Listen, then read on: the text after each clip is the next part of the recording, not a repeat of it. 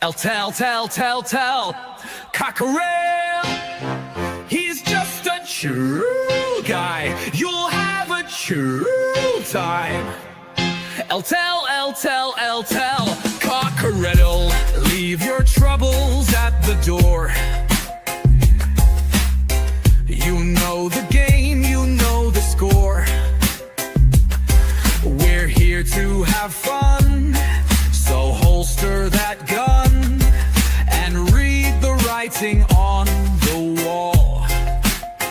The predictions leak, done every week. It just goes on and on and on and on and on and on and on and on. Why do I always get it wrong?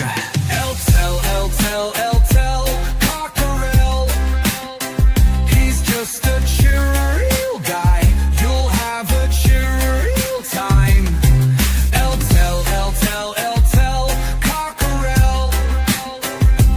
Jose gets himself around.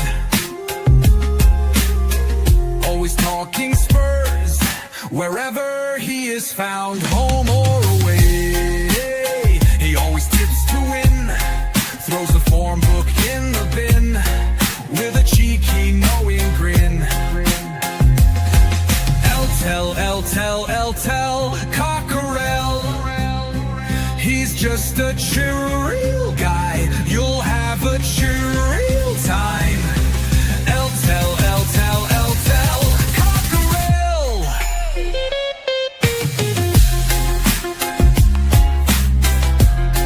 Why do I always get it wrong? Every time I play along. Tel Cockerel. The show is so chilled, your time is well filled. If you want good friendly chat, then here's where it's at.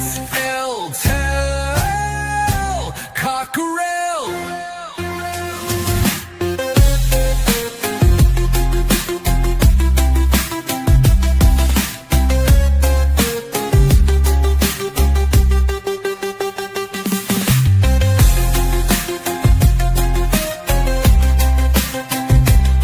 Goes on and on and on and on and on and on and on and on. Why do I always get it wrong? Tel Cockerel. The show is so chill, your time is well filled. If you want good friendly chat, then here's where it's at. Tel Cockerel.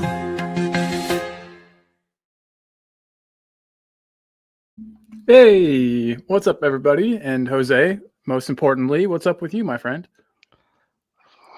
It's late. It's late.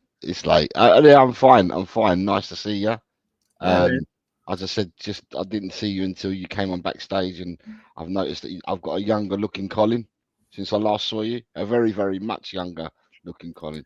Bit of colour in you. You got colour in you, but you're very, very young looking Colin. What age would you put me at if you had to guess? 26. All right, I'll take it. 26. I was glad you didn't say like 13 or 14. No, you look very, very young. As I saw you backstage, you can notice with the beard, and I've not seen you for a while. So yeah, a very young looking Colin indeed. Well, hey, like I said, at least I don't look 13. That's my fears. I look like an actual child. But no, yeah, man, good to see you. Good to see everybody. Look, we've already got tons of people in the chat. Which is quite surprising because everyone and their dog is on tonight. You can only pick your times for shows, obviously, because you're in America and I'm here in England. So it had to be something that worked for us both today. And we've put it later and later because diehards were on tonight, so we put it later and later, but any later and I would not wake up for work tomorrow morning. Well, I appreciate you making time for me and for everybody else, man. This is it's been a while, so it's good to get back on the horse and to be doing it with my favorite co-host ever, you. So I appreciate you, man. Very kind of you. Kind words. Oh, hold on. I think I'm having audio problems, but in the meantime, let's say hi to some people in the chat. We've got Leo from Mile High Hotspur in the house. What is up, Leo? He says, "Hope you're doing well, homies." Of course, man, doing great. We got Quez in the house. What's up, Quez? Good to have you, Quez. Queen Ellie's here. Hey, Ellie, good to see you. Hope you're doing well, my friend. Henry's in the house. What's up, Henry? Says free Morgan Gibbs-White. Absolutely, man. That is going to that's going to be a topic of discussion tonight for sure. Ian's in the house. Ian Meth, what's up, good buddy? Hope you're good, man. Traveling the world, no doubt. Jess, JSY, talks football. What's up, Jess? Hope you're good. Evening, Jess. And then free Morgan Gibbs-White again. Let's get that going. I'm sure it's already doing the rounds online. Good afternoon, Nick. Nick, Roundtable Talk. Then we got Daniel. What's up, Daniel? Looks like a different person without the beard. Yeah, I miss it. It'll be back, though. Give me 2 weeks. Small downs, Dan. Small downs. Small downs. Ellie, yes, good to see you, my friend. Who's the bald chin guy? I don't know, man. Some weirdo, that's for sure. Don't trust him. Don't trust anything he says. But yeah, that is the chat for now. Big up, everybody. Hope everyone's doing well. I haven't said big up since I streamed last. I only say it to you guys. This is the only time it's part of my vocab. And I don't say it. You don't say it? Not even in real life? No. I don't speak American. What's wrong with you? I never knew if big up was an American thing because I hadn't heard it. It's an American thing, and we've got a lot of you. We've got a lot of you in our country because everyone in our country seems to say them words. I don't say them words. I say good afternoon, good evening. If we get to 50 likes during the show, will you say big up? Yeah, but we ain't getting 50 likes. Well, you guys heard it. If you guys get us to 50 likes, Jose will say big up. And you know what? Since we're streaming on both channels, which I should tell everybody, we're streaming on both channels today, Tel and Talking Ball. So if you could smash a like on both, we'd appreciate it. But for this exercise, we'll add them both together. And if we get 50 that way, we'll see if Jose will go for that. Whoa, look, Johnny Fitz is in the house. What's up, John? Good evening, John. Hope you're well, sir.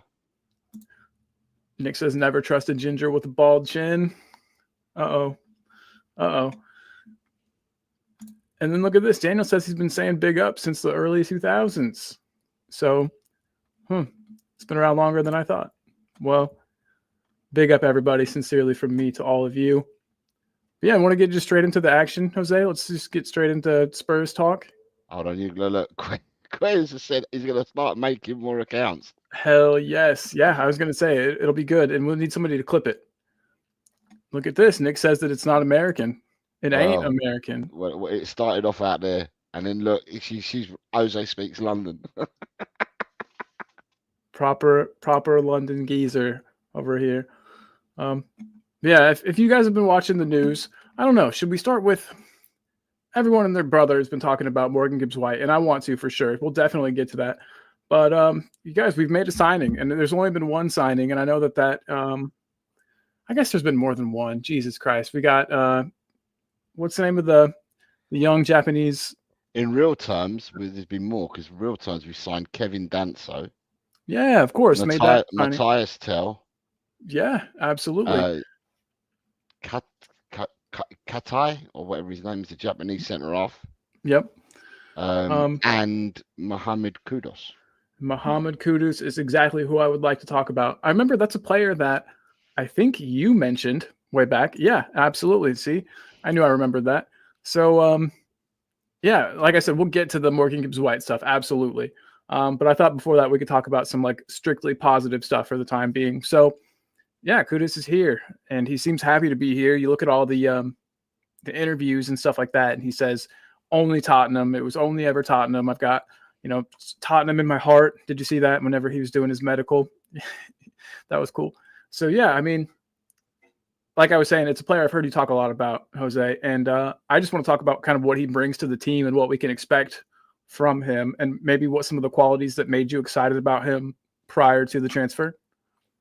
So for me, just to put it into context, the reason and the reason why you've heard me mention his name before is when we were streaming together, I don't know, over a year ago, I said the story about Sonny prior to the World Cup in Qatar when he had that mask, and they played the World Cup in November, December time, wasn't it, that year? And for me, the summer before the World Cup that year, so it's back in 2022, I felt that Sonny had already dropped down levels. He wasn't playing the same as what he had been.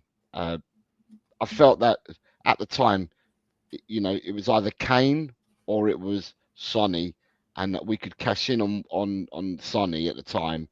And with the money, I think at the time, Klopp at Liverpool was an admirer of Son, and so were the Saudis. This is when the Saudis started brewing, first started brewing, and there was talk about three-figure. So I'm calling it three-figure, a nine-figure sum, so 100 million. So they were tatting about 100 million, and I wasn't greedy. I turned around and I said, if we get 70 million for him at the time, so bear in mind this is 3 years ago, I said, if we get 70 million for Sonny and we let him go, and I got lamented for this, I turned around and said that I would then invest the money in Manuel Ugarte, who was at Sporting Lisbon at the time, so central holding midfielder, who's now at Man United, and Mohammed Kudus, who was at Ajax at the time. I said, with the 70 million you get for Sonny, you can go out and get those two players at the time. And so for me, Mohammed Kudus, I've been wanting him for about 3 years. Obviously, he went to West Ham. And when you're saying, what does Kudus bring? I'm going to repeat, because I've not streamed with you, Colin, so you haven't heard what I've said about this. You don't know what my point was. So my viewpoint on this is, for me, Mohammed Kudus, I think he's an excellent player. He can go in, he can go out, he can drive. So he attacks players. He scares the life. I mean, people say that people don't like pace, and this guy's got it in abundance. But he's not only got that; he's got the trickery as well. As I said, he can go in and out of players. And for me, the first season he had at West Ham, I think he done well. The first season, he was acclimatising to the Premiership, and I think he did well. Last year, however, I think with the way Lopetegui played him, and the way that Graham Potter played him, and also what I said is that for me, Kudus is too sharp for the players at West Ham. So in that sense, what I'm saying is Kudus thinks 3 steps, 4 steps, 5 steps ahead of the other players in that team. So he wants to do something and he's waiting for something to happen, and people are not on his wavelength because he's a lot sharper than them. The only players I think were on his wavelength last season were Jared Bowen and Paquetá. I think the rest of the West Ham players were just not too.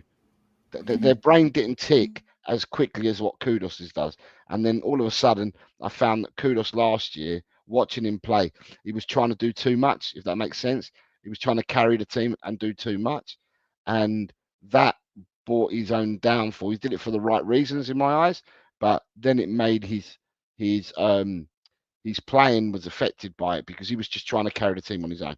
And you could see that when we beat them 4-1 and he tried to take on the whole team, not only at football, but in fisticuffs as well.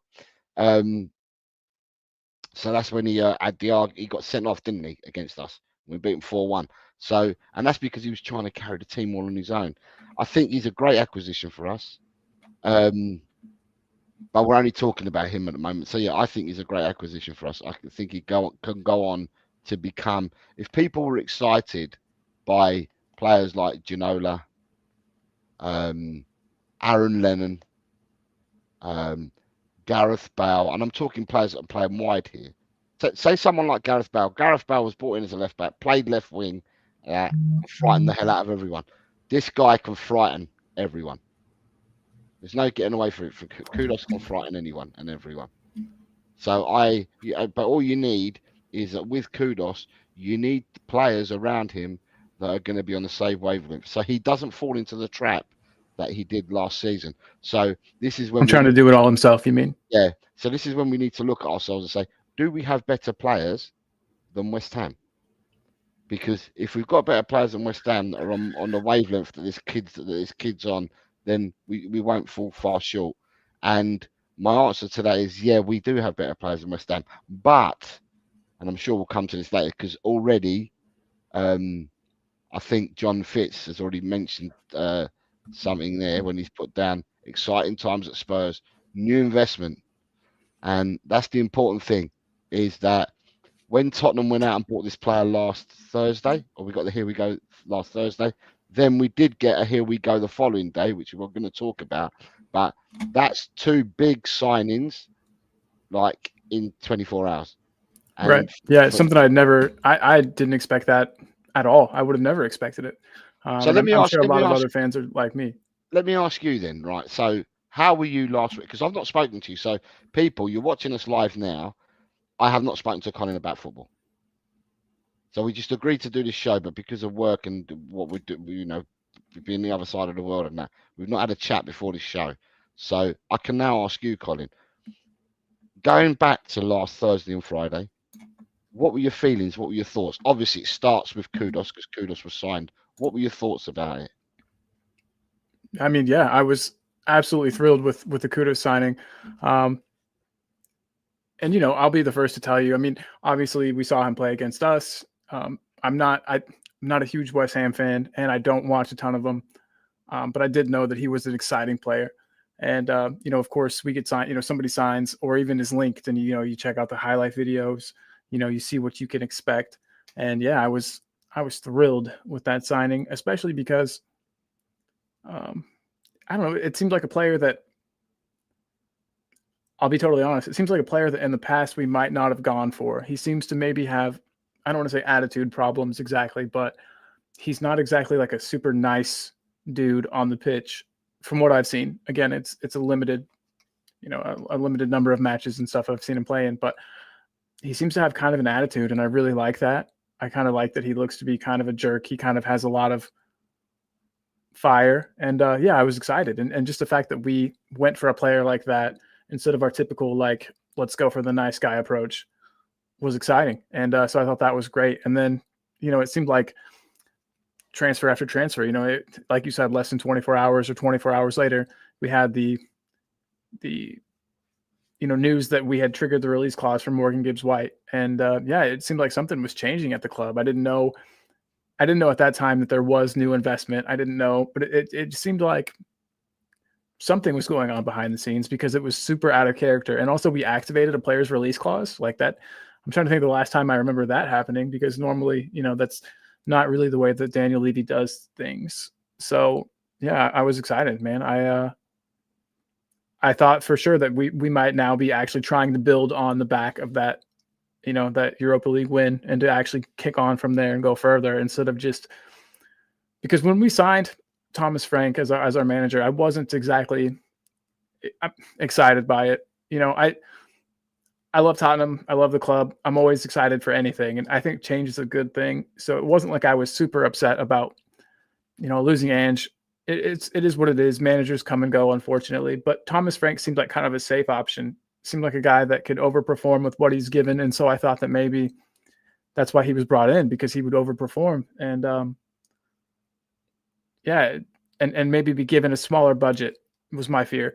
But instead, you know, those two signings themselves right there, you know, assuming that Morgan Gibbs-White goes through, it's great. You know, it's a clear sign of intent to me that something's going on. So see, there's the long-winded answer. Yeah, the one thing, I mean, we'll talk about what John's mentioned earlier about the investment side of it after, because you've obviously got a flow for the show. But it's nice to see what you think about, what you thought about Kudus, because obviously I haven't spoken to you. Evening, James. I hope you're well, sir. Yeah. No. No. Let's screw the flow of the show. I don't really care about that. What were you? So when you asked that question, what were you building up to? Like, did you have a? No. About last week. You're asking me about Kudus, and because I haven't spoken to you, I'm asking what did you think of Kudus? Because oh yeah, you know, what are your thoughts? Because this happened last Thursday. Yeah. Oh, definitely. He seemed like a player that's going to be immediately impacting our starting 11. You know, immediately seeing the pitch. It's not a player for the future to me. It's a player for now, and that's exciting. I'm sure everyone would agree that's an exciting thing to have players for right now versus, oh, you know, this guy's a talent. He's going to be potentially good in 2 or 3 seasons. You know, this is an immediate like for right now type of signing, which is always exciting, man. Yeah, that's how I felt and how I still feel. And the fact that he's come out so positively about Tottenham and wanting to be here, ticks all the boxes for me, definitely. So, yeah. So for me, I guess we'll. If I go back a step, right? Yeah. A debt of gratitude needs to be given to Ange Postecoglou, because Ange Postecoglou has laid the foundations for what comes next. I always felt at the time, and I said this many a time, that Ange was the man before the man, so to speak. You did say that. Ange was coming in, and Ange was coming in to change the way, the culture and stuff like that, and the way that we play. And he was brought in, whether we like it, project or not. People don't like using the word project. He was brought in on a project to do exactly what he did. I don't know whether the trophy was on the agenda, but he did what he was told to do. Bring in youngsters, change up the squad, change up the culture, change up people's thoughts on the way they perceive the club, and get people out of the mindset of this is us and boo-hoo, blah blah blah. So he's come and done that, and now that he's served his purpose for the 2 years that he was with us, and got a Europa League trophy. He's left the club and handed over the club in good hands to Thomas Frank. And Thomas Frank had the grace in his opening interview when he came to the club. Thomas Frank name-checked Ange and said exactly what I'm saying now. He laid the foundations for what we're now going to go and see going forward. Now, obviously, with a new manager, Thomas Frank, you're going to have a budget. And the budget was always going to be different to what Ange had got, because the investment wasn't. If the investment is there, which something's got to be there, because you're not splashing 115 million on 2 players in 2 days, and then also supposedly looking for X, Y, and Z to come in as well. There is got to be something's cooking in the background. And the thing is, we've not even heard about Paratici yet, because Paratici still hasn't signed for Tottenham. So there's a lot going on at Tottenham that hasn't been announced as yet. And none of these signings we've gotten seem like Paratici signings to me. And I mean, obviously he's not here, but they're not the type of players that I don't think we would have gone for had he been here. Do you think so? I think Kudus. I think Kudus could have been. I mean, I'm not going to say that he should take any credit, but I don't think Kudus would be far from Paratici's lips. Someone like Mohammed Kudus. I'm not sure about Morgan Gibbs-White. That could have been, one. But who knows? We might have been. It's hard to say. That's for sure. We might have been monitoring or tracking Gibbs-White for a couple of years. You know what I mean? That's the story too, and that Thomas Frank himself too was really keen on acquiring him to play in his team, regardless of whether it was here or Brentford. Obviously, I don't think he would have made the move to Brentford, but you know what I'm saying. He had been a fan of him for quite a while. So yeah. For what it's worth. Can I just answer Daniel? Daniel says here. I understand that, Jose, but let's be real as well. He was 90 minutes away from also leaving a broken foundation. Dan, you're a footballist. You know about football, mate. I can say the same about Sir Alex Ferguson. They were 90 minutes away from being nothing. They score and win 1-0 in the FA Cup. Mark Robbins, I think, scored the winner in the FA Cup. They win 1-0. What happened after that? After that, Man United took flight. And that's when their glory years started, straight after that. So the same can be said for Man United. 90 minutes away from catastrophe, because they'd been poor for 3 or 4 years. Ferguson didn't win nothing when he first went there. It took him 3 to 4 years to do it, to get that first trophy, and then they took flight. So at the end of the day, I've got to give props to Postecoglou. It's not just about winning the Europa League, although he's going to be remembered for that. I remember him coming in, right, and having to change the culture of the club. When he came in, look at the players that we had, when he came in. Were they winners? Do you know what I mean? The answer's there for itself. I just but had we not won, and again, I don't want to make this a whole show about the past or something, but had we not won the Europa League, would you still have considered it a job done in the changing of the culture category? Because we got rid of in the 2 years that Postecoglou was there, trophy aside, not thinking about trophy, a lot changed at Tottenham in 2 years that he was there. Oh, I'd So agree. Yeah, at I the was end just of kind the of at the asking end of the devil's day, advocate, sort of. at the end of the day, like I said many a time, I used to say that he was a man before the man. It just so happens that the dominoes or the chips, however you want to talk about it, the Americans might say the chips, the West Indians will say the dominoes. They're all falling into place now, supposedly, with all this investment and all these things happening. Now, if you look at someone like Thomas Frank, great coach, well renowned as a great coach in that, but this shows you that when he was at Brentford and they were looking for players, they were going and buying unknowns from wherever and then making them to what they are. His first few signings, 35 million on Matthias Tel. When did Brentford ever spend 35 million on players before? They might have spent it on the centre forward they bought in Igor, and I can't remember how much he was bought in for, but 35 million, and that's just Matthias Tel. 55 on Kudus. They're looking to lay at least 60 on Morgan Gibbs-White. This is not the kind of money and the transfer dealings that Thomas Frank would have been used to at Brentford. So here at Tottenham, he's been given a better chance with Premiership-proven players that he's getting in, and he's been given an opportunity. So, at the end of the day, we all turn around and say the one thing as Tottenham supporters, we all turn around and say is different day, same shit. We all say that because any manager that comes in doesn't get backed, and they're just on a hiding to nothing. Now, we all say that, but we can't say that Thomas Frank is on a hiding to nothing, because Thomas Frank, at the moment, the intent seems to be there to give him tools for the job. I absolutely agree. Yeah, 100%. Something's going on. And it must be cool to be Thomas Frank and suddenly go from having to shop at, I don't know, let's say, I don't have a good analogy, but having to shop in the bargain bin, so to speak, to then having, I don't know, to shop wherever you want, to have the freedom to kind of go for those bigger name players. It must be a cool feeling. Obviously, I think there's more pressure along with it now. If a player flops, it's a bigger deal.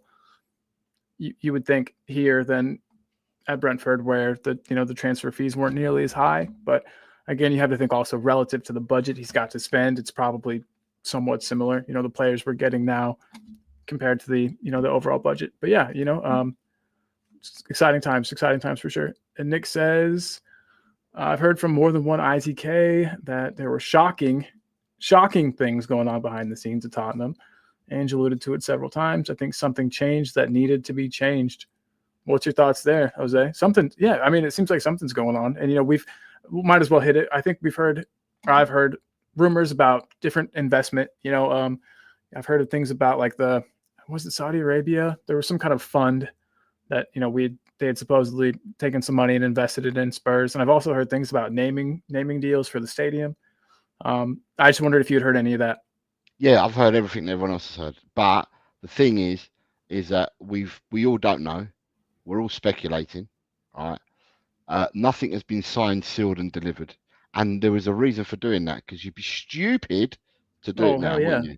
Because if you do it now, then what then happens is everyone thinks Tottenham has the money. Tottenham has the money. So every transfer suddenly goes up 15 million. Yeah. So at the moment, I think that things have probably been have happened. So whether there's naming rights and investment, people are saying that ENIC have put in 120 to 150 million of their own capital in there. There's also people saying that 300 million has been put in by an investor. Then you've also got the deal with the naming rights. People are saying the naming rights have been done. That all amounts to a lot of money. I mean, today Man City have announced a 10-year deal with Puma, I think it is, to supply their kits for 10 years. And it's £1 billion deal. So it's 100 million a season over 10 years. That's a £1 billion deal. So at the end of the day, you're right to keep your powder dry, and they have to declare it. If a company's house, and you have to declare this on your books. But I think the declaration may come in when the transfer window closes. So you do your business now, Interesting. and then it comes in when it closes, because otherwise people will know how much money you got and what you got to do with it. Do you see what I mean? Absolutely. Yeah, man. I guess we'll address the elephant in the room. Time to go for it. Forest and their threatening of legal action, against Spurs for the Morgan Gibbs-White deal. I'm not sure if it's moved past or progressed past just threatening to actually happening yet. I can't really find any concrete info on that. Last time I looked, at least when I set this all up, so I'm not sure if things have changed. It's entirely possible that they have since then. But last time I looked, they were threatening legal action, and it's all I've heard about for the past couple of days. Same with you. Same with everybody watching. All I've seen on other channels has been regarding this. But I also thought that we would be remiss not to talk about it. So lots of stuff comes to mind with me. First of all, I went ahead and I delved into the owner of Nottingham Forest a bit. Read some crazy stories the other day. This guy is absolutely crazy. Like this dude is a lunatic gangster, like billionaire. I guess is really the only way to put it. This guy's got political power behind him. He's got more money than I could fathom. Really, he's got mafia connections. I mean, this is a crazy dude. I'm not really sure if Forest is the only team he owns currently. I know that he's owned a couple teams in the past. But yeah, I mean, wild guy. I think him versus Joe Lewis and then, Daniel Levy by extension, I think it's going to be a good battle. But yeah, I mean, what are your thoughts? Like, what was your, I'll change it to this banner. What was your first reaction, when you heard that all of this kicked off, Jose? In all honesty, today is, well, for me, it's Tuesday. It's nearly coming into 25 minutes short of going into Wednesday, early hours of Wednesday. On Saturday, when I did my members show, I was absolutely gassed. And talking about exactly how we're talking now, Tottenham have done 2 deals in 24 hours, or 2 here we goes in 24 hours. So you got the Mohammed Kudus on Wednesday, I believe it was announced, and then Morgan Gibbs-White was here we go on Thursday, and Friday we'd have his medical, and then all of a sudden Friday the spanner was thrown into work saying he's not signing. They think there's been tapping up or whatever they've been accusing people of, and in all honesty, on Saturday when I did my show, I probably said something along the lines of, "It will happen. It's just a delay. It will probably happen." When there was a poll at the weekend, I think it might have been on Twitter, it said, "When does the signing get done? If it gets done, when does it get done?"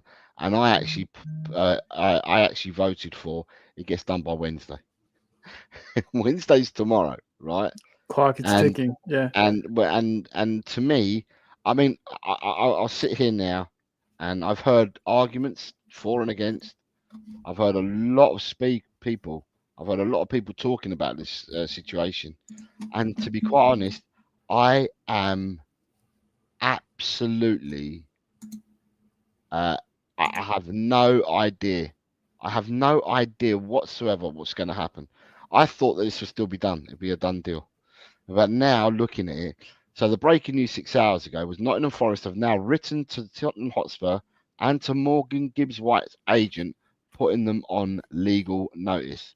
They have warned them that they are considering legal action over what they consider is an illegal approach and breach of confidentiality. So to me, so to me at the weekend, I thought to myself, it's a matter. This happens all the time. The talking to agents. The thing for me is, right, and I'm not legally minded, Colin, but have Tottenham done anything wrong? Now, if Tottenham wanted Morgan Gibbs-White and they went and asked the agent for the conditions of a deal, and the agent said, "Well, do you know what?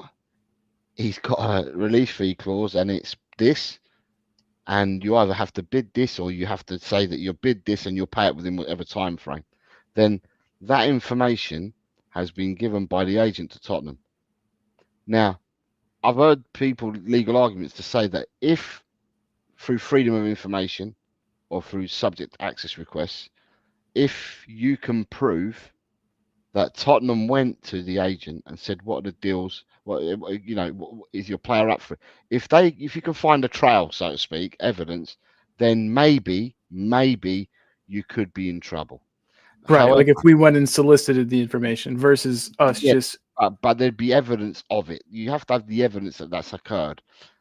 So for that, you'd have to have a text message or something in writing, an email, something tangible. Pigeon correspondence. Yeah, something tangible that says you've done it. So to me, I'm kind of like, I'm really, as I said, I'm not legally minded. I'd like to think the deal is still on, in the sense of whatever the release fees clause, it will be met. But there's another legal argument saying that all they're going to be doing now is posturing against each other. And what they don't want usually is they don't want any hype, or they don't want anything to get more and more out there. And therefore what you do behind the scenes is you come to a compromise, and the compromise could be that how long did Morgan Gibbs-White have left on his contract, and how much was that worth? Do you then pay the release Pay the fee difference. and pay the difference of his contract, with some people saying it's like 8.2 million, so that would make it 68.2 million you have to pay, and then it all just goes quiet and he comes to you. There's a lot of different points of view on this, and I'm going to be honest, I'm not going to put my hat in the ring and say that I'm behind any of them at all, because I really don't know from a legal standing how this stands. And other than that, I don't know what the 2, 3, or 4 parties know, because we don't know what's happened. Everything for us is conjecture and hearsay at the moment.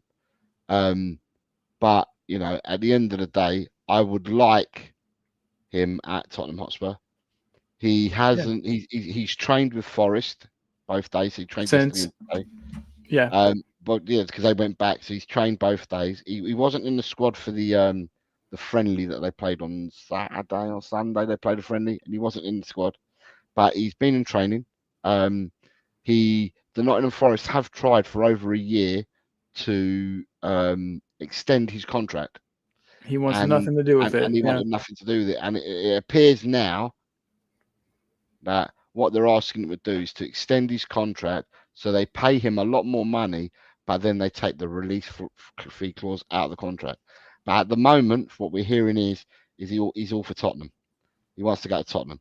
So we want to see whether this I don't know. I'd like this to play out in our favour, that we sign him. But what I wouldn't want is any sort of comeuppance to Tottenham, and any sort of like we'll get sanctioned for something we might have done wrong, and then that then follows us into the next transfer window and the window after that and whatever. So really, you're asking me in a question, and my first reaction was, this will be done and dusted, if not the weekend, worst case scenario by Wednesday. And here we are. It's 20 to midnight here in England, and Wednesday's tomorrow morning, and I'm just like, I'm not sure what's going to happen. Yeah, I thought it would be a quick one too. Yeah, a lot of things kind of crosses my mind, but you would think that with our chairman, who seems especially careful of things, he kind of was especially careful with our spending recently, and making sure that we were on the right side of all that. With somebody who's just so careful about things and so risk averse, it seems like it would really surprise me if he had made a blunder and had broken the law here. And I don't know, I would be really surprised by that. And I can remember back in the not too distant past, whenever tapping up was a big deal, whenever you'd hear about it. And I think it was during the Gareth Bale transfer, maybe, that everyone was all up in arms about tapping up, and about how we were accusing Madrid of having done that. And I'm not sure if it was the club so much as just fans and people online, but people were really upset about it. But nowadays, you don't really hear anything about tapping up. It seems like it's constantly going on. So you had a radio program. You got TalkSport over here. You heard of TalkSport, and they had Simon Jordan and a couple of others on there. and all of them turned around and said individually, Martin O'Neill, ex-Football Manager, they all turned around individually. I can't remember if it's the same show or they were on the same show. They all turned around individually and they've all said, forget about tapping up is a part and parcel of the game. It happens everywhere, all the time. The one thing I will say, the outlier that I will say is, I can't remember exactly what happened with Virgil van Dijk, but he was playing for Southampton, and I think Liverpool were accused of tapping him up. And what Liverpool then did is they walked away in the summer because they were accused of being tapping up. They walked away in the summer, let it go dead, and then they went and bought him in the winter transfer window. So that's, you know, kind of, but is that something that Tottenham want to do? Because I don't think Van Dijk, I can't remember anything because I'm not a Liverpool supporter. I don't know whether Van Dijk kicked up a fuss and put in a transfer request and said he wanted to leave and that, or whether he sat quiet and then they just waited till the winter transfer window, and that's when Liverpool came in and got him. The danger with this is that this player becomes so much more expensive. We can't let this deal sit and hopefully get him later, because other clubs, I think, would come in and would pay more than us. You know, I think there's teams that would pay more than 60 for him. And so I think that if, you know, Manchester City, from what I've heard, the rumors are that they, you know, were inquiring about him and were told that it would take like 100 million to get him, which I think is crazy that they could have been told that by the club while he had a 60 million release clause, or but the thing maybe is, the release clause hadn't taken effect yet. That's right. You know, that's right. That's the part. That's the nail on the head. The release clause. It's because what Forest are arguing is that Tottenham have come in on the day. So apparently that release clause was as from whenever the day that Tottenham went in for it, and they got the package exactly right on the day that it comes through. This supposedly on the day that it comes through and it enacts itself, the right money, and you gave the right payment terms. You would think that we would be smarter than that if we thought that it was going to be a problem. Yeah, I don't know. It's just hard for me to believe that we would have made such a big error in this. But like I said, deal. there's a lot of strings to this bow, right? It's if they can find evidence, and that's the hard part. If there's no trail, right, and we know what Levy's like with his lawyers and stuff like that, right? But then apparently, from listening to Ian, because Ian Meth is a good friend of ours, he was an employment lawyer, and he said that the chairman or whoever at Forest, not Marinakis, but the chairman at Forest, or whoever it is at Forest, the CEO, or whoever it may be at Forest, he is a QC in commercial law or something. So obviously he'd be advising Forest. So it's one of them. We'll have to wait and see how it pans out. You've got Eddie saying he's a billionaire and owned many clubs. He's so arrogant. Quez is saying, as a certified OTK DNS, it's going to be ITK? I don't know. I don't know. I can confirm Gibbs-White will be completed. Kudus and Gibbs-White will butt heads because only one can win the Ballon d'Or and one will settle for runner-up. Ryan is reminding us that he also owns Forest, Olympiacos, and Rio Ave are the clubs that he owns. Right, Daniel says, you know, the only reason he was able to own Forest in the first place was because he would not have been able to pass the fit and persons test through Premier League. That's why he bought Forest in the Championship. That makes sense. Yeah, the dude is an absolute criminal, like scumbag, big time. But D, good evening, D. Welcome. He says, as a sorry for saying such mean things about your chairman. Says, sorry, D. As a Forest fan, I'm embarrassed by our chairman. Let him go and move forward. Big up, D. Daniel says that the Football League fit and persons is easiest to pass in the Football League than the Premier League. I believe it. Ellie says that Spurs Forest matches are going to be very interesting, to say the least, if the transfer of Moore and Gibbs-White goes through or not. Either way, yeah, there's for sure. Dan says, I liked Forest before this, but I'll be real. I've lost all respect for them and as a football club, and I feel it's amateur out over at Forest. Ryan saying, Nottingham Forest fans are more salty than when he left Wolves, his boyhood club. Nick's telling us that that's what he does, he's a fixer. He then says, oops, they both get the same amount of goals and assists, and they share the golden boot as well. I love it. Sign me up for that future timeline, please. Romantius here. Not seen Romantius in a while. I hope you are well, sir. He says we should send Solanke to Forest training ground while we do Gibbs-White medical and contracts. People say they look alike, so he's saying just send him over there so they think he's still there.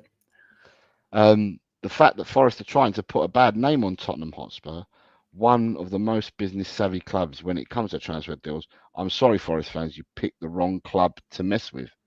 And I feel bad for Forest fans because they can't choose who their chairman is or owner is or whatever. You know, this guy, I don't know. I just feel like it's a bad look unless I'm wrong and he's right, and then it's a bad look on us. You know, it's hard to say at this juncture. But says if the fella says it's strange, Spurs bid exactly the right amount, that isn't a rule break.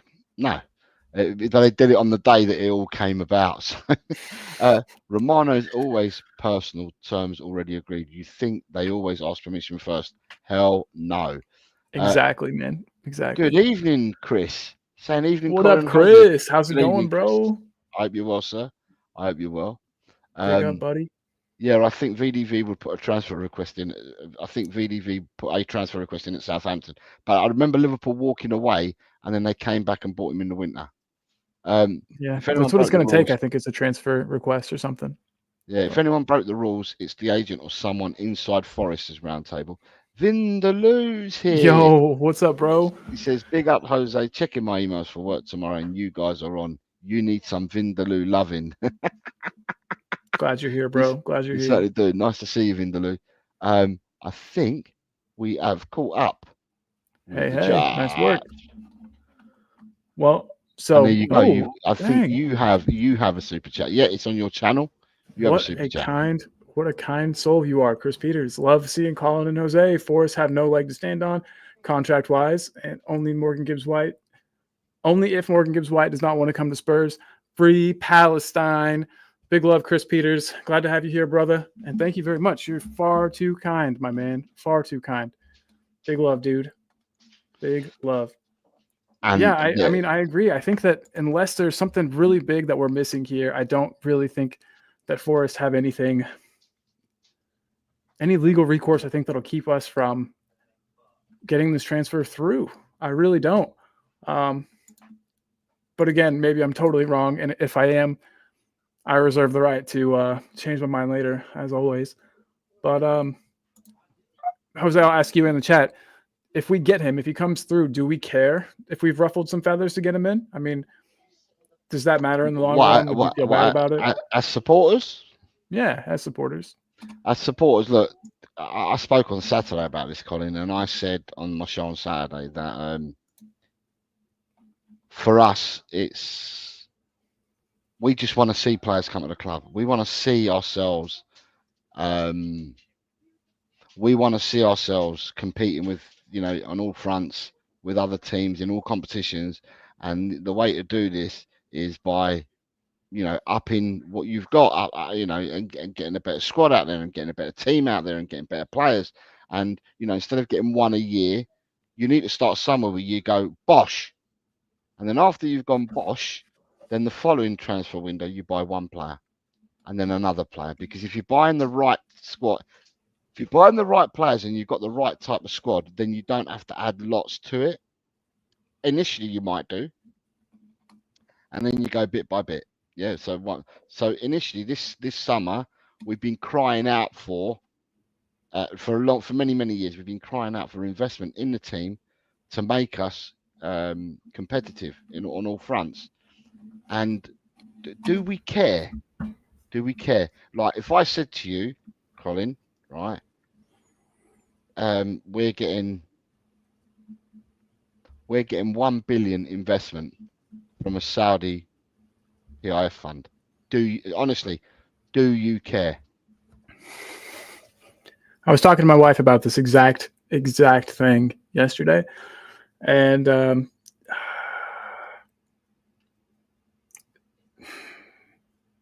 yes and no. I mean, shamelessly, I just want us to be competitive, and if I don't know,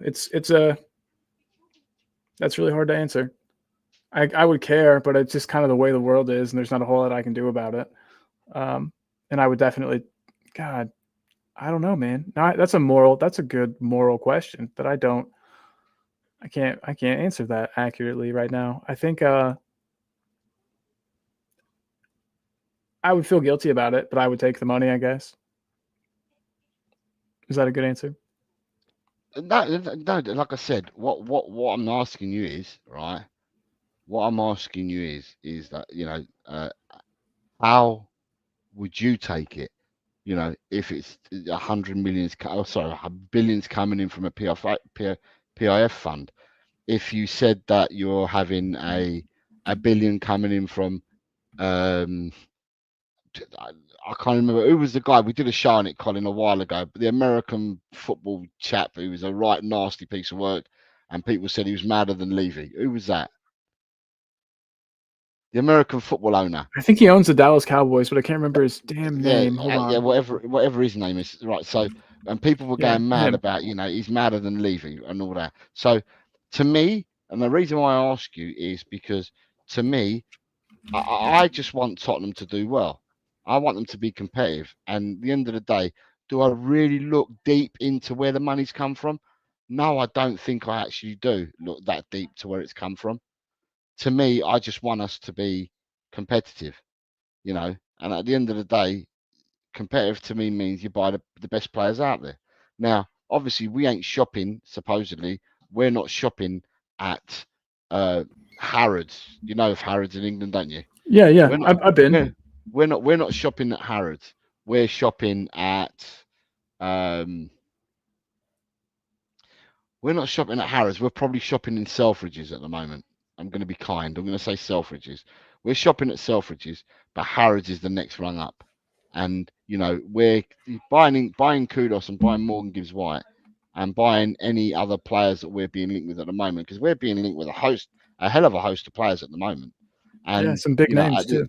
At the end of the day, we must be happy with this type of player. Last season, we were given 4 youngsters and a number 9, right? Now, so far, we've been given Danso, who is, regardless, is a starter, right? He's a starter. Danso, for all intents and purposes, is a first-team player. Not a squad player. He's a first-team player in his own rights. Yeah? Mohammed Kudus, first-team player in his own rights. If Gibbs-White's come, he will be a first-team player in his own rights. And what it ends up doing, you bring the players in who affect your first team straight away. Your starters who have been affected drop down as your substitutes, and the substitutes who weren't good enough then have to leave the club or find something else to do. Or you up your game because you want to play in the first team. So having competition is great, but going back to the question, I honestly would not care. I don't think I'm deep rooted enough to care where the money's come from. I just want to see us being competitive. And I think what you may find is more and more people thinking like that and maybe turning a blind eye, because we've been starved of oxygen at this club for many, many years. You can see that a lot of people will say, okay, yeah, just go ahead and put the money in and buy whoever you want, So that's where I feel we are at the moment. Yeah, no, I think that you're right, and that a lot of other fans would feel that way too. It's been a long time since we had money to spend, and I like to think I've got a moral stance and would care, but at the end of the day, I think I would just be happy that we were. There's some places I wouldn't want to take money from. I don't know. Damn, that's a good question. I got to do some soul searching tonight. Tune in next time, guys, for me to have my answer on where I won't take money from. Yikes! I don't think that was so hard to answer. But what I'm saying is that I've given you my answer, and I think more and more people have gone away from the moral compass with Tottenham, in the sense of all we want money to come into the club. We want to be dining at the top table. We want to be playing in all competitions. We want to be fighting your Liverpools, your Man Cities, your Arsenals, your Chelseas.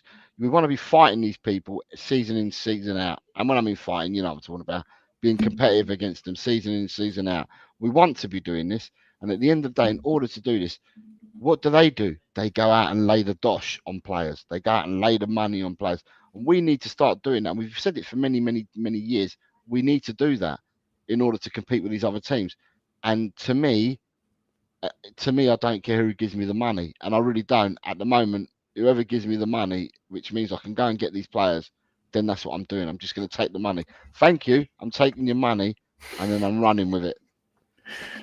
So you don't care if you ruffle any feathers along the way. You just want the players. I just want to be competitive. I'm older than you, Cole, and I've been starved of oxygen. Yeah, I've been starved of oxygen for years. 26 you are, so I'm a fair bit older than you. Yeah, so to me, I've been starved of oxygen for far too long, and I want this club to do well. And for me to do well, I don't care where the money's coming from. Just give us, let's have the money, and let's go and spend it. I put this. Sorry, I put by the this way, banner up here. I put the other banner up just so people know that Sorry about that. that we're joint streaming this. So yeah, if you could go and hit the like or subscribe to both channels to Talk and Ball. He's gone back. His name's now Talk and Ball again. So because I found you today under Talk and Ball, so he's gone back to Talk and Ball and to Tel Cockerel. So if you can hit a like on both channels, and if you haven't done so already, if you can subscribe to both channels, then that would be great. Thank you very much, peoples. Yes, we appreciate all of you guys. Thanks for being here. We've got to catch up with the chat because the chat, we're letting the chat go. So you've got. Yeah. Oh no, we're getting way behind on the chat. We are way behind. So it was after Chris Peters. You have got people that have come in. So you've got. So the manager's comment first is if we do get Morgan Gibbs-White, I don't see Kudus playing in midfield ever again. Though Frank can try him at right wing back.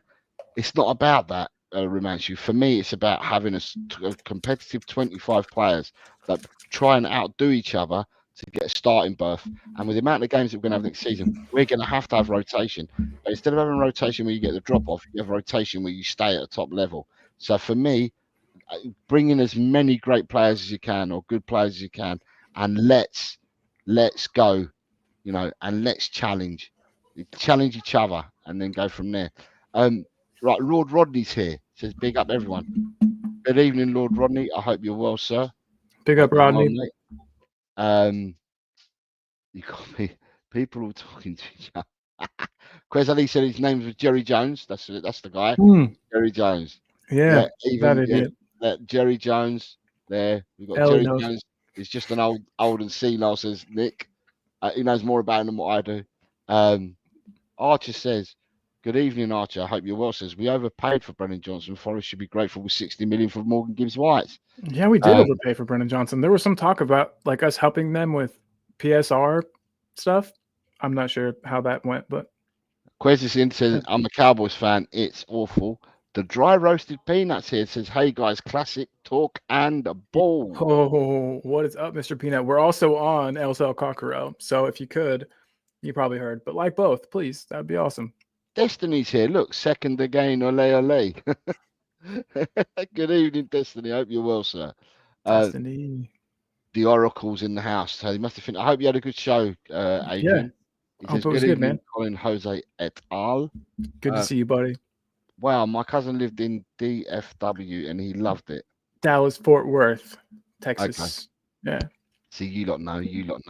And now you've got a few people that are... Oh, look, Quez is saying, I agree with Cole's stance. I'm conflicted.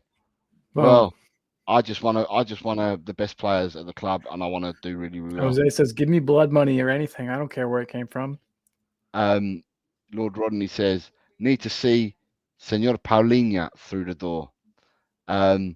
Big John, this is on my channel's 5-month membership badge saying, flexing that member badge. Good evening, John. I hope you're well. It's been a while. I hope you're well, sir. I hope you and the family are doing well. Good to see you, buddy. Dry roasted peanut. Who's the guy on the left? Looks like Cole, but Cole has a beard. I regret shaving it, but it'll come back. Give me 2 weeks. I'll have a beard again. I promise. Look at that. You got Jamie's in the house. Says, hey up, lad. Doing well. Jamie, good to see you, man. Jamie. I hope you're well, sir. I hope you're well. Have we got? It's been a while. He says, yep, it certainly is. Ryan has said he's going to smash the like on both channels. Thank you very much, Ryan. I like your new thumbnail picture, by the way, Ryan. Talk and ball. I love it. Miss you, brother. And Jose, you too. It's nice to have you here. Nice to have you. And Chris. Happy anniversary for your 7 years, mate. Yeah. And pretty close to mine too. Yeah, lay off the sauce. Yeah, Collins was last week. Yep. Last week, 9 years for Colin married, but 15 years together. You So, remembered. Good memory on you, sir. who we got here? I'm booking World Cup tickets on Friday, says Jamie. Dang. Ooh. I don't have the cheddar like that, Jamie. But one day I might. Sorry, Jose, sort of derailed things. Vinders, you carry on, mate. You carry on. If you can get the crowd going, you carry on, Vinders. We love it, man. We love it.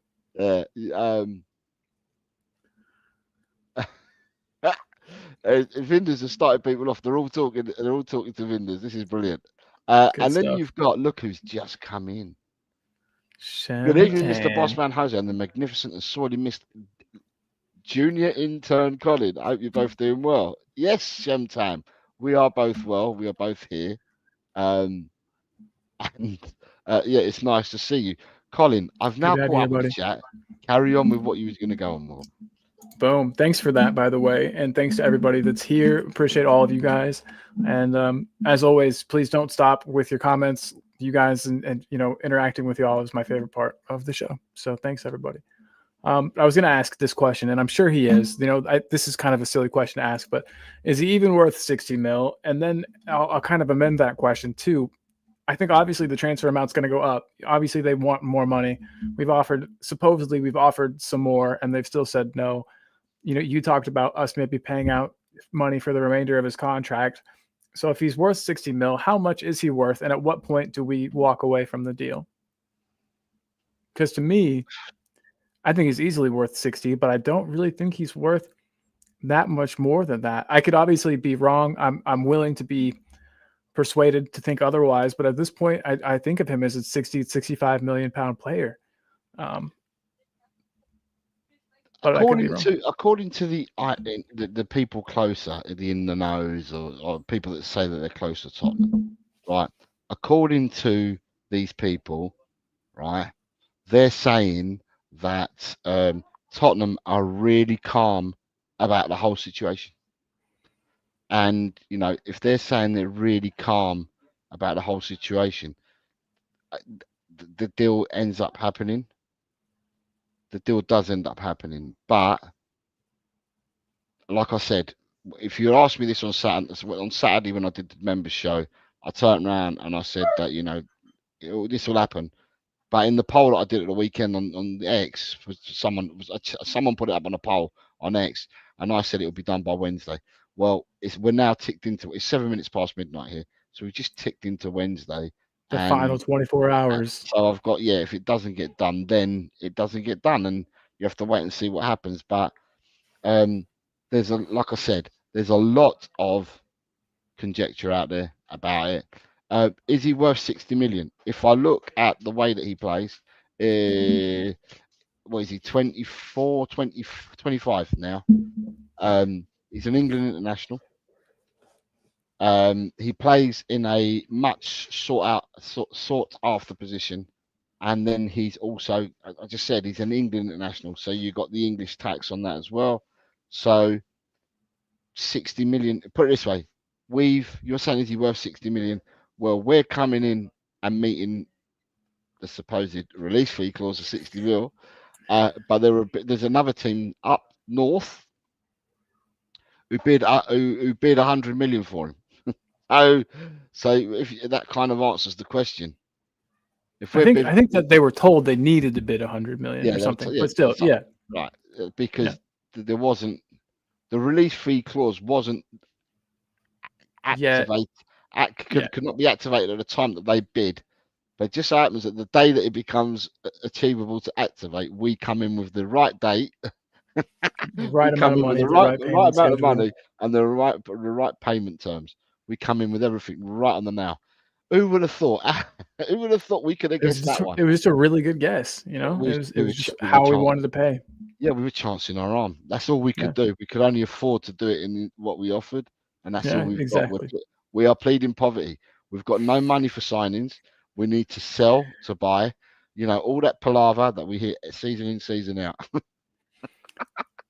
And remember how upset everybody was, whenever that news had come out. I think that if only people could have seen into the future, and obviously I think it's in the club's best interest to say that. I don't think they're ever going to come out it would be stupid to come out at the end of a season and say, oh, this summer we're going to really strengthen the squad. We're going to get 5 new starting players. I wouldn't do that. But again, I'm getting away from the topic at hand. Yeah, I mean, I agree that he's worth 60, but I don't think he's worth a whole lot more than that. And again, I'd gladly be persuaded. I'll admit too that I've watched highlights of him playing, but you can only get so much from highlights. I need to actually go back and watch some full matches to see like how much he really does, besides his goals and assists, how much he's controlling the tempo of a match, what he's contributing for an entire 90 minutes. And I guess also I wanted to ask you too, where you see him playing, where, if he does come. I know that he primarily, he's a midfielder, obviously, but I don't know if, and I mean, no one's going to know, but if Thomas Frank's going to prefer to use him as a 10, as an 8, and kind of, like a double pivot kind of a deal. It's hard to say. I don't know enough about Frank, about how he plays. I'm really excited for preseason to start so I can get some kind of an idea about how he's going to line up with us. You can look to how he's done it in the past, but that's not necessarily how he's going to do it here, as you and everybody else knows. So yeah, there's a lot of question marks. There's a lot of unknowns. I'm excited for everything to start so I can kind of start putting this all together. But whoa, David's here. He's saying good morning because it is the morning time for my dear cricket / baseball correspondent, Mr. Shear, down in Oz. How are you, sir? I hope you're well. And then he's flexing his 11-month member. Dang, man. 11 months. Crazy stuff. That's a long time.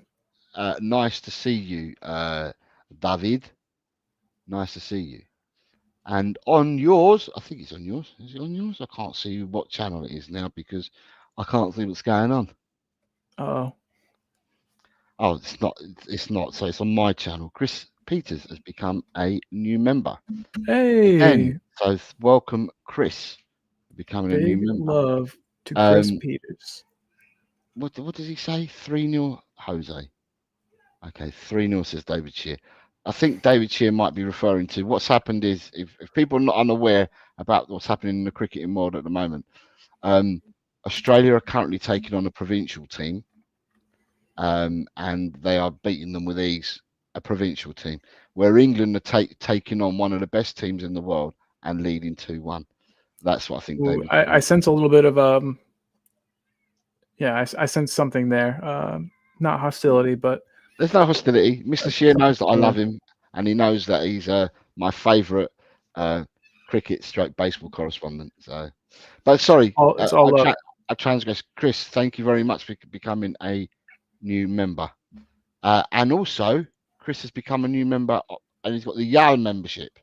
Oh yeah, he's done it on your channel as well. So Chris, thank you very much. Dude. Chris Peters showing the love all over the place. He's done it on my channel and he's done it on your channel. So thank you very much, Chris, for your support. It's very kind. Big love, Chris. It's a bit difficult because I have to look at both of the channels because I don't know what's coming in and what. You got them both up. You're nailing it. I appreciate all your help with running things, man. You're doing a great job. So what is your? So that was my answer. Is he worth 60 million? What's your answer on it then? Yeah, I definitely think he's worth 60. I think at 60, the transfer makes a lot of sense. I'm in this weird position though, where I don't know exactly, since I don't know exactly how our midfield's going to look. I don't know how our team's going to set up. I can't really tell you how much of an absolute need he is as far as the position that he occupies. I would have thought that a defensive midfielder, like a straight 6, would have been the priority, given the fact that we've got Kulu who can play as the 10. We've got Madison. I know they're both injured. But, since we've got those two guys, I wouldn't have thought, and hell, even Kudus could play there. I know that it's not exactly in the same, he's maybe not as creative as those other two, but, even Kudus could play there. So I would have thought that 10 wouldn't have been a position of like a desperate need. And so, but again, maybe that's a sign. Maybe that's a sign to how we are going to line up. Maybe he's going to play. It's more of a box to box type of midfielder. Maybe he's going to play on the wing. It's impossible to tell, but I wouldn't have thought that his position would have been a position that we would have gone out and spent so much money in right now, having not filled a couple other positions first. But maybe we've got more money than I think. Maybe we are going to fill those positions. It's hard to say, but yeah, for 60, good deal. Let's do it. let's grab him. But you get up to like 75, and then I'm like, I don't know. I don't really know about that. So 60 all day, every day. But if it gets a lot higher than that, or even much higher than that, we might have to think about walking away. It's hard to say. But Donna's here. Hello, Donna. What's going on with the club, Donna? Let us know. What? Donna left the club. Investment? Donna left the club. Oh shit. Donna's left. She's still got eyes and ears in there, She probably talks to Daniel on the regular, you would think. But, You've got yeah. So Donna's here. Hi, Donna. Very good to see you. Chris Peters says, looking forward to the new season of predictions. I saw that you also asked about Keeper West Ham, Chris. I haven't gotten one ready today. I'm slacking. Today's my day off, and I've just done a lot of nothing. But that'll be back. I can assure you of that. So we will definitely be doing that soon. Just got to remember that when you do the music for it, mm-hmm. Now that you've got over 1,000 subs, you get copyrighted for that. I do. Yeah, I'm gonna have to change up the music. You're gonna have to change when you start bringing Keeper West Ham back in. You're gonna have to change up the music or whatever, or change something up so you don't get copyrighted. That's why I had you play your intro today, because mine is copyrighted. It's interesting because we are dual streaming, but this is how great the dual streaming is. You've got Talk and Ball logo up in the top right hand corner, and you've got Tel Cockerel as the intro and outro. That's proper dual streaming. We're splitting it up, exactly, man. Your intro, my logo. So Chris says, looking forward to new season predictions. Chris, so am I. You weren't around on Saturday, but I announced on Saturday that this year the predictions league that I'm going to be doing will be members only this year, because it's a lot of work and to have people in and out. So this year we're doing it as members only. So it will be a show that everyone can see, but the only people that will be able to type in or be able to make comments will be members. Although everybody, Chris is a member now, so he's a member now. But you've got to be a member when we start doing it. So if you're a member when we start it, then and you continue being a member, you will only be able to put in your predictions. They'll only appear in the chat because you're a member. So, but yeah, I'm looking forward to it. I've had a rest, and I now know that the season starts for me again, doing these predictions, and they are going to be fire again. Destiny saying apparently Kudus in the 10 is where he wants to play. I heard something about that. I was watching another channel today. I was watching Spurs talk show. Yeah, Sean Butler said it, and he mentioned that. Yeah. Had you heard that anyway? Today I heard it on Sean saying it that the reason why other clubs may have walked away is because he only wanted to play 10. So that's interesting. I wouldn't have thought that he would be dying to play there, as I don't really think that. Sorry, I'm eating. That his skill set lines up perfectly for that position. But what do I know? You've got Jamie says, do you think Tottenham win something this season?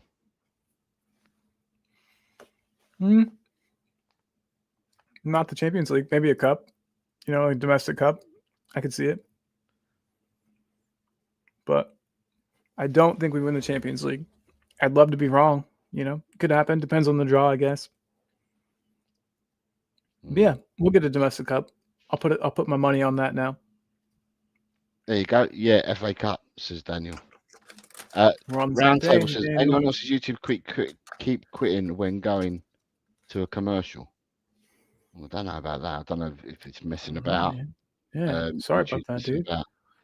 But hopefully it rectified itself for you. Dang YouTube. Look at that. You've got, the FA Cup for Daniel. Destiny says that we'll win the Super Cup. Oh, shit. Archer says he'd love an FA Cup. Me too, man. Daniel says, "Oh yeah, and the Super Cup." So it's a double. We're on a double. We're on for a double already, according to the crowd. And mine just goes to a black screen. Says Roundtable. Yikes! I'm not sure. I'll file a complaint with my associates at YouTube. I'll get that taken care of for you, sir. Just wait. Just wait. I'll take care of it. But yeah. Speaking of the Super Cup, I hadn't really thought much about it in the past couple of days, just with all of this transfer speculation and stuff going on. But I had actually been kind of positive, feeling kind of positive about our chances. It's a one-off match. We'll have kind of a new manager bounce kind of a deal going on. And then they spanked Real Madrid.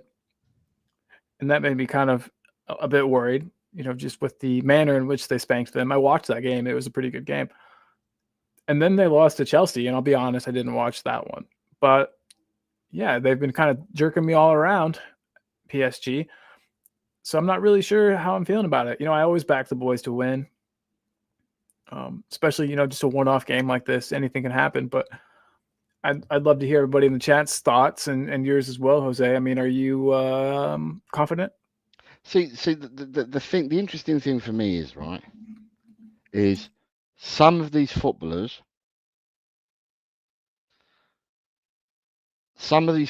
would not have had a break for 3 years. Euros last year, they wouldn't have had a. So at the start of the season, yeah, they finished the season last season and played the Euros. Yeah, then this season just gone, you play an entire season. So the season before, so 22-23, no, it would have been 23-24, would have been a season, then the Euros. Then you would have gone into 24-25, you would have played that season, and then you would have played the Club World Cup, which is just finished. And then we start this season, and you go straight into the World Cup next year. So some players wouldn't have had a rest for 3 years. So people that are involved, obviously, in Europe, that are going to be involved in the World Cup, that were involved in the Cup Winners, the Club World Cup, wouldn't have had a 3-year break. So that you're looking at Chelsea players, Man City players, PSG, and all the other teams that played in it. So although Chelsea got they won it, and PSG reached the final, these players have got to have a 3-week break. And we play, so 3-week break for PSG players means that they come back into training 1 week before they play Tottenham. So the ways to look at this, and I mean, I'd be interested to see what people in the chat think. But if I was looking at not only PSG, but if I was looking at Chelsea and Man City, although Chelsea didn't get as far, Man City didn't get as far. Their players, however far they got, they still have to have a 3-week break. Does it affect Man City and Chelsea players next season? And whereby I say that, does it affect them at the start of the season, or does it catch up with them further on in the season? Because they've got to take that 3-week break, but they've been playing non-stop football. And so all the European players that would have been involved in the European Championships 2 years ago, then involved in the Club World Cup now, who are then also going to be involved in the World Cup next year, that is a lot of football, 3 years without a break. Football has become so... Well, for me, football's become robotic. Everyone seems to play the same systems, the same kind of way. There's no more flair. You're not allowed to do your own thing anymore and stuff. And I keep saying this all the time. You get told where to be, where to stand, how to receive it, how to pass it, what lane to go into. They play with traffic cones now. So you're not playing against players in training anymore. You play against traffic cones. So, but even still, some of these players, it means that they've done running upon training upon running for 3 years non-stop.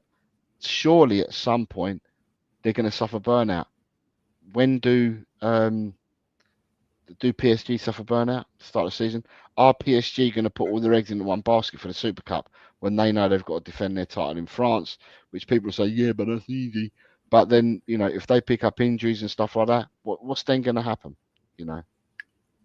I do sort of wish PSG had won against Chelsea, because now I think they're going to want to come back and show that was just a blip. That was just a one-off. We're not a losing team.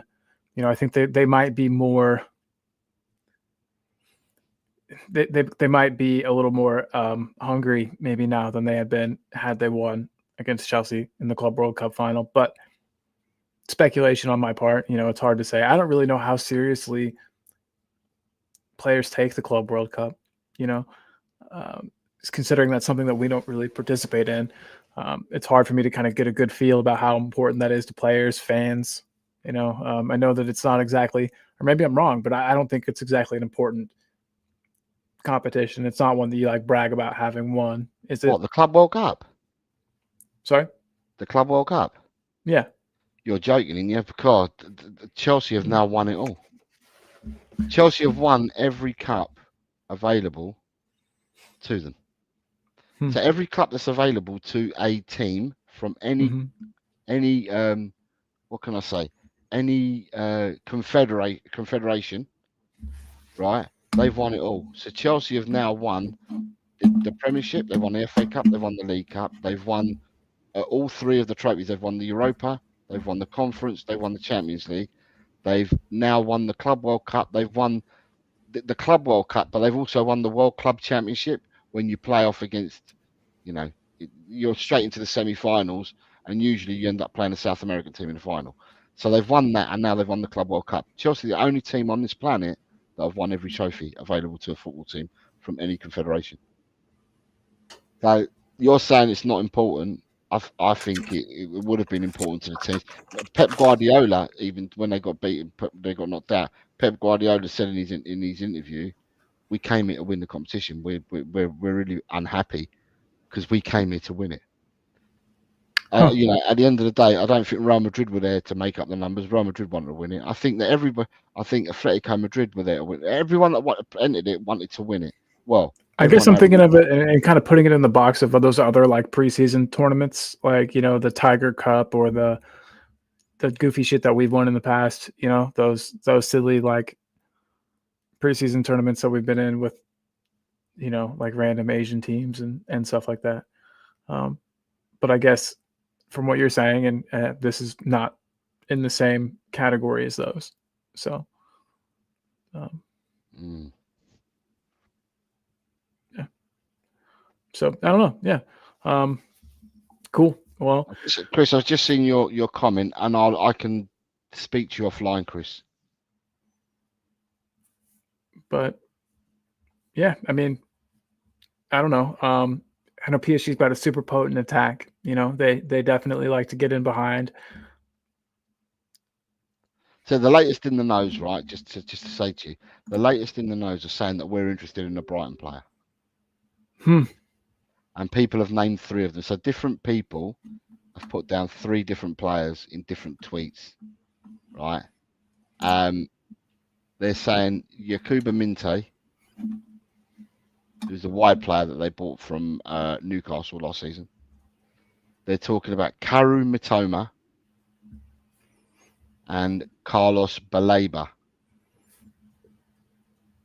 I'd love to have Mitoma. I'm not sure how old he's getting to be, but great player.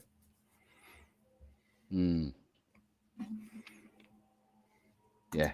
So Archer in the chat saying Baleba. Yeah, Baleba. There's three different players. Different people have said that have said three different names that we're after. We're looking at Brighton. It should be interesting because Brighton, but remind you, Brighton have just sold two of their players. And yeah, three hours ago, you've got Palmeiras are interested in signing Richarlison from Tottenham this summer and are willing to pay the £55 million asking price. The Brazilian club are believed to be flush with cash due to the World Club Cup prize money. And they do what they normally do with AI. They've got Richarlison in a Palmeiras kit already with the Palmeiras background. Without a here we go. That amount of money is insane. $55 million for. Are we saying that we got to get him for tapping up? No, they can tap him up all day. If they're going to pay $55 million for him, yeah, tap him up. I don't mind. That's an insane amount of money. Never. I really don't believe that. I think even if they had the money, I don't know. You wouldn't think that would make the most sense. That's probably not the best way to spend your money. And I mean, obviously, you've got to find a player that's willing to go. I know that plays a role, or that factors into it. The player's got to want to go. Yeah, you've got Tottenham are very interested in a Brighton player currently. Unclear who it is. And then you've got a picture. Someone's put a picture of Baleba in there. Then you've got someone saying Caro Mitoma is pushing to join Tottenham Football Club. And then I can't remember where I saw the Yakuba Minte one, but Yakuba Minte was there as well. And someone's taking the piss. Someone's put down Spurs official, signed, sealed, MGW. And all three pictures are of Dominic Solanke. That's good. Good stuff. They look like each other, don't they? Yeah, they do. So That's funny. Dom Solanke 3 times and said, yeah, Morgan Gibbs-White as He's already there. He's already training. Jesus. Yeah. Good stuff. Have you got anything else? Well, real quick, I wanted to read. No, that's pretty much everything. Let me check my banners here, but that was really all. I was going to ask, yeah, nothing else. We've hit it all really. Of course, make sure to sub to Tel Cockerel. Great Spurs And content there. and to talk and ball, who's back. He's back. Yeah, I'm He's back, got baby. his channel. He's got his channel name back and everything. So Ready to Colin get on the can be horse. found. Don't have to start hunting for these other channels that he no longer comes under. He comes under Talk and Ball again. The classic. Which I Get back wasn't. to I my didn't roots. realise till I looked today. When I looked today, I found it. So I can see that he's Talk and Ball, and you're not what you were before. So you're fully back as Talk and Ball now. Oh yeah, back Lovely. back and beautiful. Yeah. So yeah, that was really everything I had, to be totally honest. I wanted to read some of these comments. Daniel says that, what you were saying, PSG are not going to have to take a mandatory 3-week rest period. Only begin training 9 days before the final. We'll have already been training. We're training now. So that's a good thing. That definitely bodes well for us, I think. What else? Was there anything else really cool in there? Rodney says, if you're good enough, you're young enough. To my thing about Matoma and age. I love it. Good stuff there. We need attacking mid, defensive mid, left back, and Robinson. Robinson would be a great choice of left back. I've seen a lot of people talking about that. What else?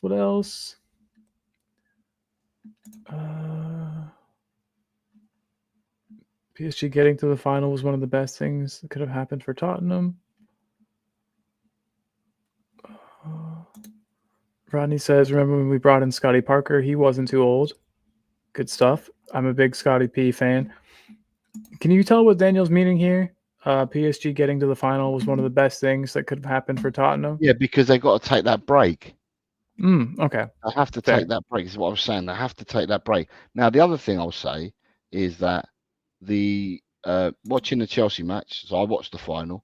I watched quite a bit of the Club World Cup, and I enjoyed it. Some others said, they didn't. Yeah, the crowds weren't there as what was expected, but I enjoyed the football that was played, and it was good to see football for me, on a personal level. It was good to see football from other continents rather than just watching the European stuff that we watch all the time. I quite enjoyed watching South American teams playing in it. Yeah. The Brazilians. Different. You had Mexicans, you had North American teams play, South American teams play. It was good to see, Asian teams play. It was good to see everyone play. Also, I was interested in watching Al Hilal play because obviously they brought a lot of ex-Premiership players in the team. When I say a lot, I think they only played 4 of them in their first 11.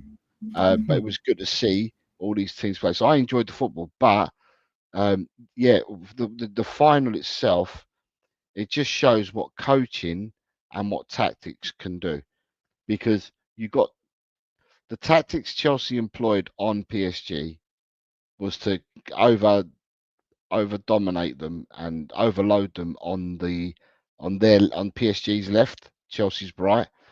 So what they did is they targeted Vitinha when Vitinha drops in to make the third left centre off, and then Hakimi and Mendes bomb on. Every time that happened, they attacked down the right-hand side to attack the left-hand side of PSG, and that's how their goals came about. So it just shows good tactics and good coaching got Chelsea that victory. Obviously, you can coach and you can put the tactics in, but then you've got to apply these to the game. So now that Chelsea have done that to PSG, people will look upon that, and it's either for PSG to rectify that and for Luis Enrique to come up with something different on the way they set up and play. But on the day, Chelsea have obviously looked at them, and you can see that PSG can be got at, because in that first half, it could have been more than 3-0 to Chelsea, much more than 3-0. They had chances, and it could have been a lot more than 3-0. So for me, it's opened the door. It's shown other teams how to play against them. PSG have got one of the hardest things to do next season, and that is PSG are defending a quadruple. So they're defending the league title, the French League Cup, they're equivalent to the FA Cup, the Coupe de France, and they've also got to defend the Champions League. So they're defending a quadruple. It's not as if they've done a treble and they're going for a quadruple. They're defending a quadruple. So for them, yeah, they've got pretty big shoes to fill in against next season. How many teams go out there and win the Champions League? And there's only one team that regularly does that, and that's Real Madrid. They regularly won it consecutively on consecutive seasons. I know Bayern have done it back in the 70s. I know Ajax did it back in the 70s as well, or whatever. But apart from that, there's not many teams that keep that win it and retain their title, and that's what PSG have got to do. So the onus is going to be on PSG. It's going to be really hard because everyone will be gunning for PSG, and the first people that get a crack at it in a new season, because this is considered. I don't know whether this is considered as part of last season or as part of this season, because it's the crossover was the 30th of June. But the people that get the first crack at them is the Super Cup, and it'll be Tottenham. So we can measure ourselves and see where we are. Although I will say that game would probably still be considered pre-season for both clubs, and the fun really starts when we kick off against Burnley, because that's our first league game, and that will be the bread and butter for next season. Boom! You guys heard it here. No, I agree with you, Jose. Well, guys, it is getting very late. Jose's got to work in the morning, and it is rapidly approaching morning. So I think we are going to wrap it up. I don't have anything else to you, my friend. No, I just wanted to thank everyone that's stayed with us and locked in to see us tonight. It's been a pleasure to have you all watching. And across both platforms, we need to say thank you to Chris Peters. Yes, Chris Peters, thank you so much, my friend. Super chat. Thank you very much to Big John for flexing his 5-month member badge. For David Shear flexing his 11-month member badge. And also to Chris Peters, who became a channel member of both Talk and Ball and of Tel Cockerel. So thank you very much. You guys are the ones that sponsored our shows tonight. So thank you. And thank you very much for all the comments that you guys have all made, and that. And you banter between each other, which is good to see. And you all seem to get on in a kind of weird way. It's kind of weird, absolutely. But it all works and it all fixes itself. So thank you very much, everyone. We've got a good group of people. It gets a little, like you said, there's some. It's just a good place to be. No one's mean. Everybody gets along. I think we've got maybe we're one or two bad apples. Before we've gotten everybody out. It's just a good, happy group of people, and I'm really glad that everybody was here. Really appreciate all you guys. Without you, this wouldn't be any fun. So thanks, everybody. Appreciate you all. I'm considering I'm just considering that I might do a show towards the end of the week, but I might do a member show again at the weekend, because after that I will definitely be probably away for a couple of weeks. So some stuff's going on in the background, so I might have to step away for a couple of weeks. So I'm going to try and get in a couple of shows before I depart and shoot off for a couple of weeks. Well, let me know if you'd like me to join you. If it's a time I can, I'd love to be there, man. I will do. Awesome, blossom. Well, guys, I'm going to play us out with the Talking Ball intro, because we got the Tel Cockerel intro already. Not the long one, not the one that'll get me in trouble. But all right, guys, because it'll get me in trouble as well. Yeah, no, it's not that one. No worries. But guys, it's been great seeing everybody, and we will see you next time. Come on, you Spurs. Up the Spurs.